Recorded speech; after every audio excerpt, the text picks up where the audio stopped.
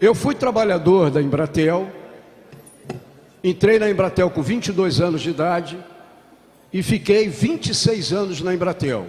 A Embratel era a segurança nacional, porque o golpe militar precisava fazer o que ele bem entendia para sustentar o desenvolvimento da Rede Globo a partir do acordo Time Life com a Globo, para a partir do Jardim Botânico, garantir que a sustentação do regime militar fosse feita com a expansão da Rede Globo por todos os quintais desse país. É por isso que queria saber se você sabia técnica, se você sabia comutação, se você sabia rádio, se você sabia de antena, mas queria saber se você não era comunista.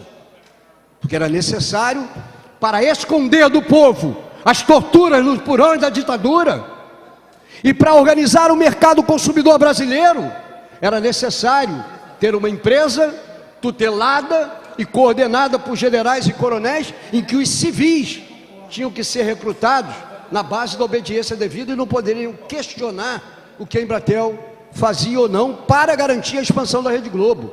Copa do Mundo de 92 na Espanha, talvez a Copa do Mundo em que todos nós de mais idade achávamos que o Brasil deveria ganhar. Lembra disso? Espanha. As transmissões da Embratel duravam em média 8, 10 horas por dia, porque tinha o pré-jogo, tinha entrevista, tinha o programa esportivo. As transmissões via Embratel começavam, João, com uma vinheta lá no período da tarde, no início da tarde.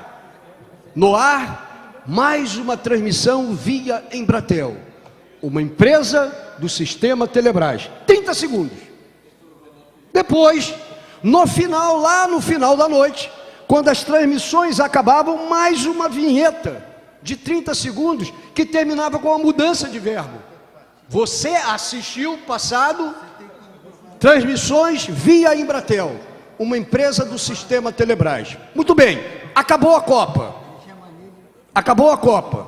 Os empregados da Embratel tomaram conhecimento que sentaram de um lado da mesa a Rede Globo de televisão, que veiculou a cada dia da Copa vinheta de 30 segundos no início, vinheta de 30 segundos no final, e 10 horas de transmissão via satélite. No encontro de contas, a Embratel, portanto o povo brasileiro, devia à Globo pelos 60 segundos diários de transmissão. É assim que a riqueza foi drenada do povo brasileiro para fazer o império da Globo a partir do Jardim Botânico. E eu conheço a Cidinha Campos desta época. Assim como o Brizola e o PDT foram baluartes nas denúncias da Rede Globo e do monopólio da Globo, do controle da mídia e da propriedade viabilizada por sucessivos ministros das comunicações indicados por Roberto Marinho, Cidinha Campos, militante do PDT, já desde aquela época, além da crítica que ela sempre foi, desde a sua juventude enquanto radialista, jornalista e radialista, era uma pessoa que sempre combateu isso, e que ao longo do tempo, além de jornalista, passou a ser uma pessoa que ocupou o cargo público de deputada. E contou, e aí é um problema dela, cada um se relaciona com que bem entender, e ocupou cargos na Alerj, ocupou cargos do governo Sérgio Cabral, e com relação, isso daí não é problema nenhum, e com relações com o Pisciani. Então a Cidinha é uma pessoa, participei de vários programas de entrevista com ela, falando com muito mais tempo que eu falei hoje sobre a relação da Rede Globo e a ditadura militar, várias e várias entrevistas gravadas que estão aí no acervo da história da associação e do sindicato. E conheço Marcelo Freixo, que foi professor. Eu tenho um filho mais velho de 41 anos, um filho do meio de 40 anos e uma filha de 39 anos. Marcelo Freixo foi professor dos meus 2 filhos mais novos. O Marcelo, desde que deu aula para os meus filhos, e os meus filhos eram jovens, adolescentes, 9, 10 anos. O Marcelo já defendia a temática dos direitos humanos. Professor de história, sempre deu o enfoque nas suas aulas de história, formado que foi na Universidade Federal Fluminense, como Chico Alencar foi formado em História pela Universidade Federal Fluminense, como Tarcísio Mota foi formado em História pela Universidade Federal Fluminense, são pessoas que sempre tiveram um olhar e contavam a história segundo a sua visão aprofundada sobre o significado da escravatura, sobre a libertação dos escravos, sobre a maneira pela qual as elites e as classes dominantes brasileiras mantiveram ao longo da história desse país a escravatura, em que negros, quando ganharam um papel da princesa Isabel, o Joaquim Nabuco já dizia: não basta entregar aos negros um papel dizendo que eles são livres, nós precisamos dar aos escravos um pedaço de terra para morar, para ter sua casa, para plantar e colher e poder sobreviver. E mais dizia ele, e temos que dar escolas para os filhos dos escravos, para que eles possam se tornar cidadãos com iguais direitos, desde a época da princesa Isabel. Então esses professores de história, ao discutir direitos humanos, e ao discutir direitos humanos sob o ponto de vista da história do Brasil, é evidente que se empolgavam e se envolviam com isso. Não foram poucas as vezes. Eu, antes de trabalhar na Embratel, João, eu dava aula, dei aula no liceu, dei aula em pré-vestibular. Marcelo cansou de me chamar para dar aula do presídio, para alfabetizar pessoas no presídio, porque ele achava que o sistema prisional brasileiro, em vez de recuperar as pessoas, como a sua mãe acha, como procuradora, todo mundo jurídico sabe disso, que o sistema prisional brasileiro é fábrica de bandido, porque quem entra lá não sai ressocializado, sai pior ainda do que a época que entrou. Então Marcelo Freixo, de longa data, desde muito cedo, é uma pessoa que se dedica a essa temática. Eu não, fui fazer outra coisa, fui fazer engenharia, Paulo. Você dava aula de matemática, cada um de nós fazia uma coisa. Marcelo dava aula de história e se dedicava a dar aula em presídio para ampliar a capacidade e as possibilidades de ressocialização das pessoas. Entra no mandato, único deputado do pessoal naquela época, convence o Pisciani, porque se o Pisciani não concordasse, não teria CPI da milícia. Isso não é vergonha assumir, é matemática. Para a gente fazer CPI, quantas assinaturas a gente precisa, Bruno? 7. Quantas nós conseguimos quando nós tentamos fazer uma CPI? 4. Fazer uma CPI na LERJ, só se o Pisciani entendesse e foi convencido pelo Marcelo de que a CPI das milícias era importante. E se ele não dá aval para que outros deputados assinassem, não teria CPI de milícia, pessoal. E como decorrência da CPI das milícias, ele sofre desde aquela época ameaças, entre elas do Girão miliciano, ameaça de que ele será morto e de que a assessoria dele será morta pelo resultado da CPI das milícias. Então qual é o sentido de alguém que já tem a idade da Cidinha e que não se conforma com o que ela acha que seja o sucesso do parlamentar Marcelo Freixo, de ficar dizendo que ele trata mal os policiais, mas na hora, o pronunciamento da Cidinha, mas na hora de pegar segurança, ele recorre à polícia. Alguém aqui diz que na polícia não tem... Primeiro que a polícia é parte da segurança pública, e Marcelo não poderia ter, como a Talíria não está tendo, segurança privada. É que a Câmara de Niterói não pode dar a Talíria a escolta que o Estado está dando a ela.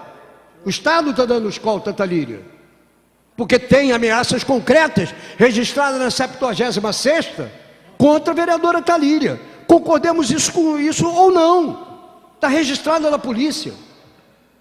As agressões feitas pelas redes sociais a Talíria. O Bagueira não tem recurso para dar escolta a Talíria. Quem está dando escolta a Talíria é o Estado. Então qual o sentido? Qual o sentido da Cidinha Campos? Tá. Qual o sentido? Depois eu te converso. Qual o sentido? Qual o sentido da Cidinha Campos dizer: Marcelo Freixo critica tanto a polícia, mas na hora de pedir proteção e segurança, pede a polícia. Quem são as forças do Estado? São as forças de segurança pública.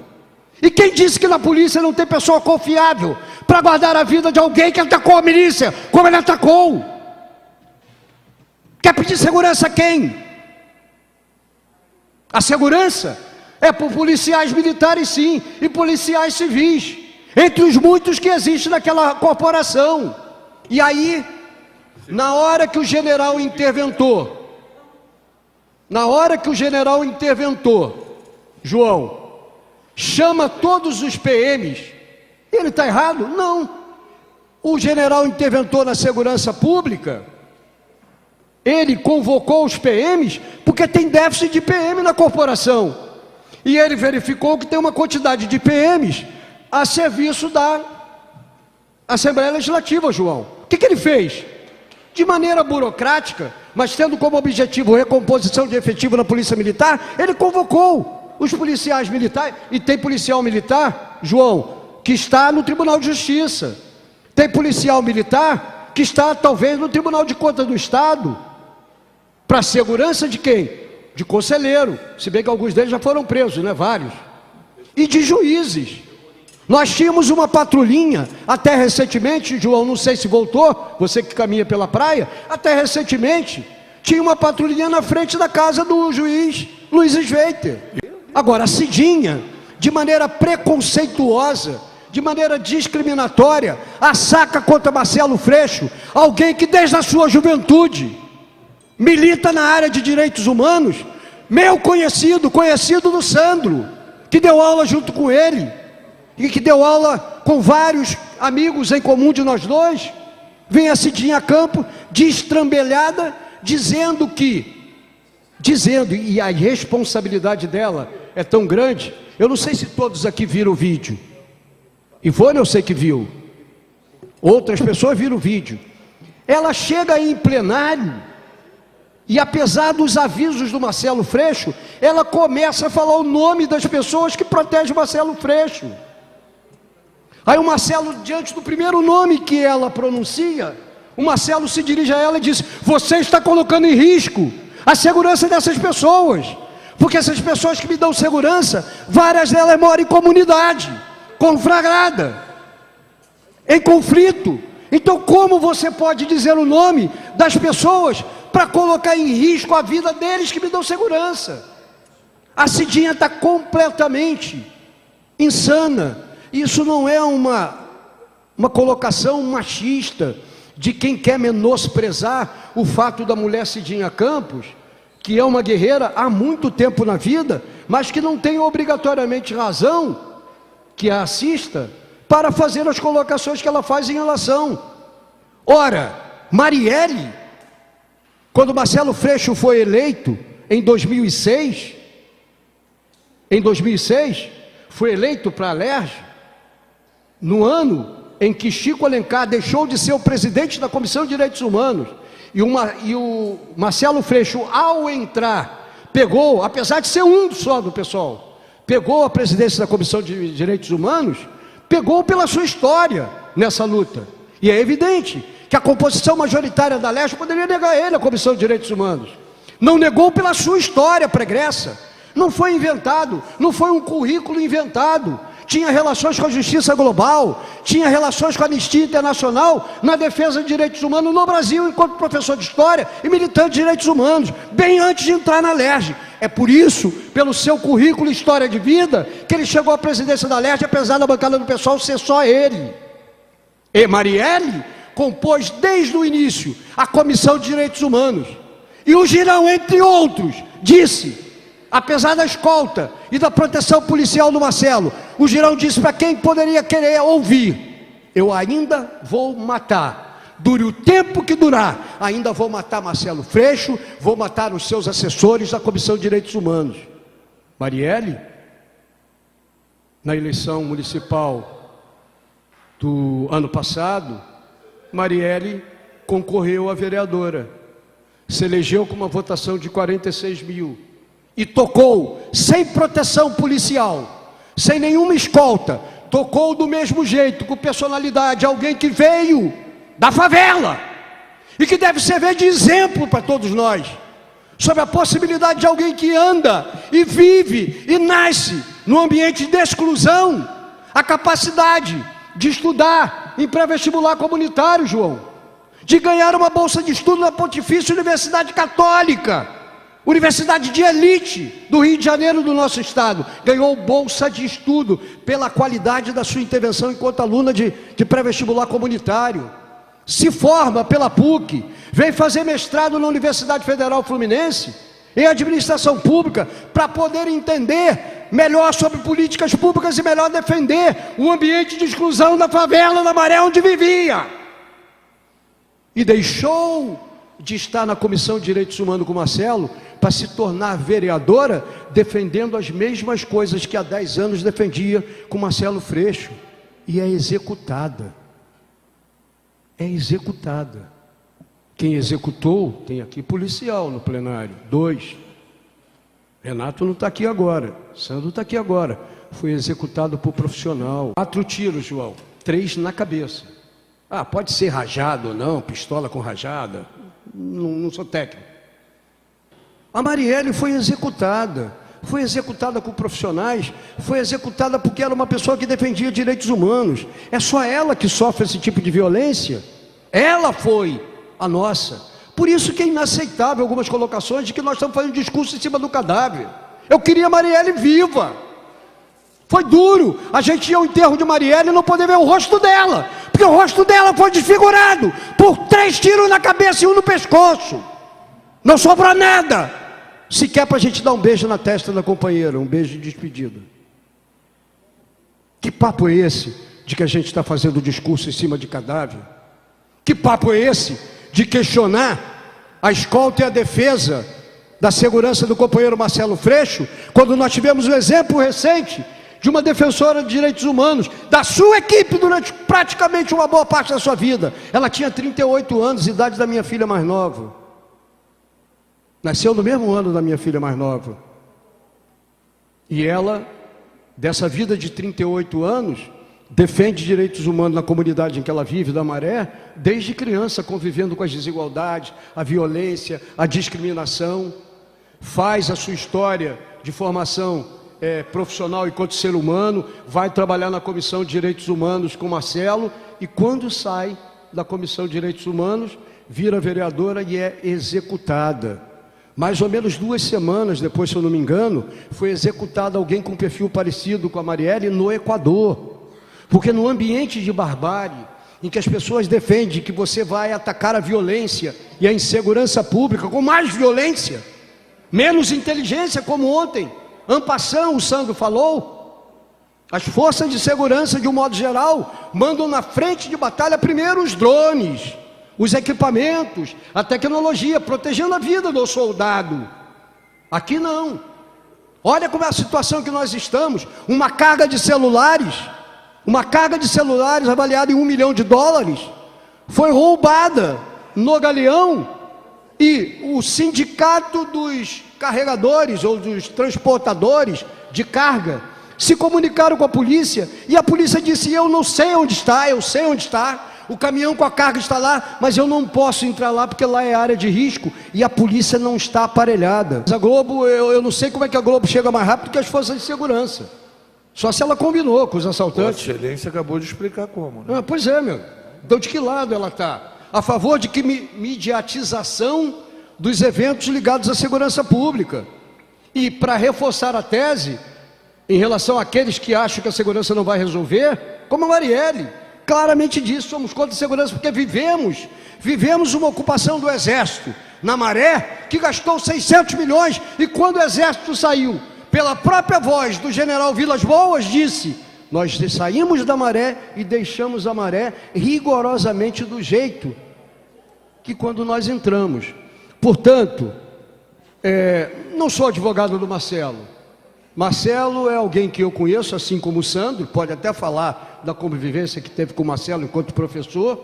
Marcelo é uma pessoa que eu conheci como professor dos meus filhos, que me convidou várias vezes para ajudá-lo dando aula em presídio, e eu, por falta de tempo, fazia na época, João, 2 faculdades, mal conseguia dar conta.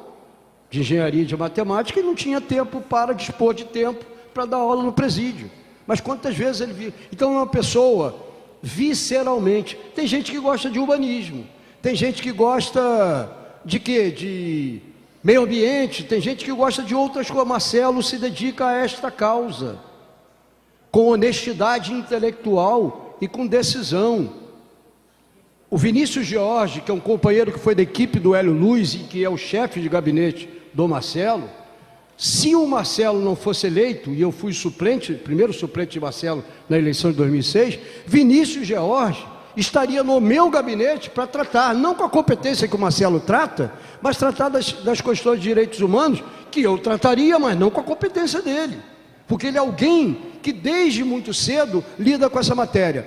Portanto, para que as grandes causas da segurança pública, que envolve inclusive vários protocolos criados, João, pela Comissão de Direitos Humanos da Alerj, vários protocolos assinados, eu vou trazer cópias para ler aqui, quando nós tivermos debate sobre segurança pública, vários protocolos assinados entre a Comissão de Direitos Humanos e o Comando da Polícia Militar, visando a proteção psicológica de policiais, visando a melhoria das condições de trabalho policiais, levados a cabo pela Comissão de Segurança. Aí o pessoal diz, o pessoal de Direitos Humanos é tudo protetor de bandido. Não, o pessoal de Direitos Humanos é defensor da vida, vida das pessoas enquanto cidadãs e vida dos policiais, que não raro, vão para o confronto sem as condições necessárias para ir para o confronto e que morrem tanto quanto aqueles que eles matam. Morrem tantos quanto, e a maioria dos que morrem tem cor preta, tem origem humilde, tem origem pobre, são pessoas pobres, armadas, que são colocadas por uma gestão e um comando irresponsável para enfrentamentos em que eles entram permanentemente em desvantagem. Então, em defesa da continuidade da vida do Marcelo, nós repudiamos a conduta leviana da deputada Cidinha Campos, que talvez apavorada com a prisão do Pisciani, não tenha mais as condições, e com falta de financiamento empresarial, talvez não tenha mais as condições de se manter como deputado estadual, e aí pretende, pela via da polarização com Marcelo Freixo, ganhar notoriedade, e ela ainda tem muitos seguidores, para ficar combatendo alguém que ninguém tem dúvida sobre a necessidade de proteção da vida. Marcelo Freixo precisa ser protegido, para que ele, enquanto pessoa e pela função pública que ele exerce, ele prossiga na sua jornada em defesa dos direitos humanos, jornada essa que vários de nós nos somamos a ele. Eu agradeço a tolerância, mas era necessário manifestar sobre esse assunto, porque para mim é indefensável o ataque despropositado, desproporcional, que a deputada Cidinha Campos, inclusive dando nome, até que o presidente da sessão falou, não, dá só o primeiro nome, porque ela estava dando o nome completo das pessoas, colocando em risco os caras da segurança do Marcelo, que andam na rua. Eu conheço todos eles, João, mas eu conheço porque eu conheço. Você que está na rua não vê onde eles estão, porque pelo preparo profissional, e bom preparo profissional, tanto quanto policial civil e quanto policial militar, os caras sabem agir tão discretamente que você nem sabe que eles são segurança. Não tem exibição, é uma coisa discreta, e que é necessária ser discreta, exatamente para que o protegido possa ter a proteção dos protetores, e os protetores tenham a segurança, e não ficarem reféns da irresponsabilidade da deputada Cidinha Campos, perfeito, que senil ou não, se manifestou da maneira grosseira com que ela se manifestou numa sessão da Assembleia Legislativa. Todo apoio ao Marcelo Freixo e toda a homenagem da luta que ele trava, porque a luta dele é, no mínimo, agora mais do que nunca, em defesa da memória da companheira Marielle e do companheiro Anderson. Obrigado.